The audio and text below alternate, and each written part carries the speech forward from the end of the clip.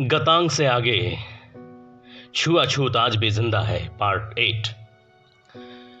पंडित जी ने हाथ जोड़े अपने अंतिम शब्दों को मुझसे व्यक्त किया और कहा, आप एक बड़े ही लर्नड व्यक्ति हैं, आपसे बात करके मुझे बहुत खुशी हुई।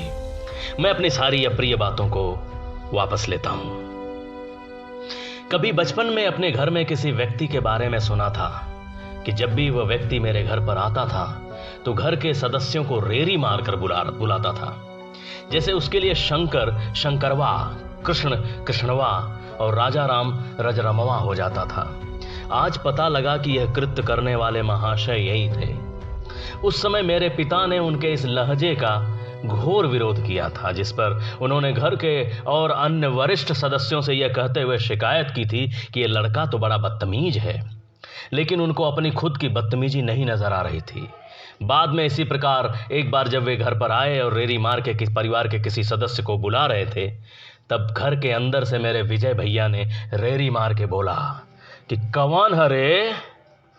वे उस समय भौचक्के से रह गए थे। शिकायतें मन में थीं, मगर उसके बाद तब से उनकी बोल भाषा में बदलाव आ गया। उसके पश्चात वे जब भी घर पर आए, उनकी हिम्मत दोबारा गाली गलौज करते हुए किसी को पुकारने की नहीं हुई। वे सभ्य तरीके से बात करने लगे। मैंने आज इस संस्मरण को, इस वार्तालाप को आपके साथ क्यों साझा किया, क्या आप जानते हैं? क्या मैं उस तथाकथित ब्राह्मण का उपहास करना चाहता हूं, जो मूढ़ संस्कारों से इतना बंधा हुआ है कि उसे पता ही नहीं चल रहा कि उसके उस अमुक व्यवहार से मनुष्य की गरिमा को ठेस पहुंच रही है? क्या मैं यह बताना चाहता हूं कि हिंदुइज्म एक मरता हुआ धर्म है और इसे मारने वालों में इन जैसे लोगों का हाथ है? क्या मैं यह कहना चाहता हूं कि छुआछूत इस देश की मिट्टी की एक कड़वी और कभी न जाने वाली सच्चाई है, जिसे कुछ लोग आज भी जिंदा रखे चले जा रहे हैं? नहीं, शायद इनमें से मैं यह कुछ भी नहीं कहना चाह रहा हूं। मैंने इस अनुभव को आपके साथ सिर्फ इसलिए साझा किया है ताकि हम जीवन की सच्चाइयों से रूबरू हो सकें।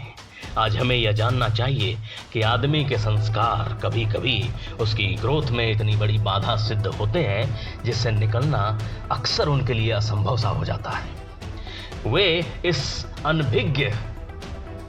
अनभिज्ञ रहते हैं कि ये उनकी बाधाएं सदियों तक लोगों के जीवन को प्रभावित करती रहती हैं।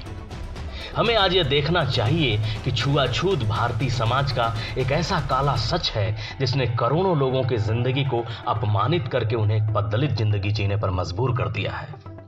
छिटफुट जिसके आज भी उदाहरण मिलते रहते हैं, उन वंचित लोगों की आत्माओं की निर्मम हत्या कर डाली है, जो आज भी यदा कदा होती रहती है।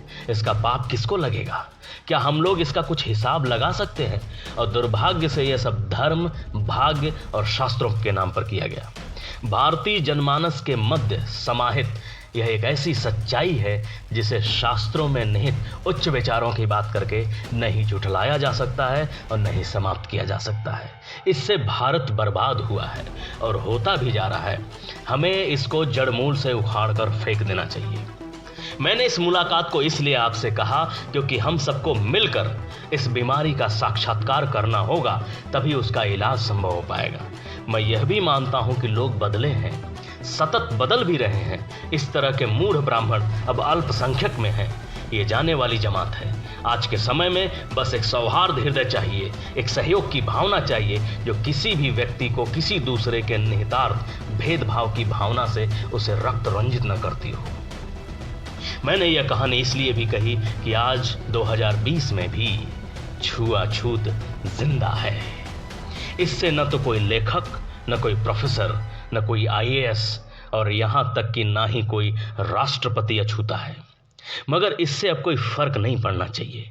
ध्यान तो अब बस यही देना है कि शूद्रत्व शूद्र में नहीं है।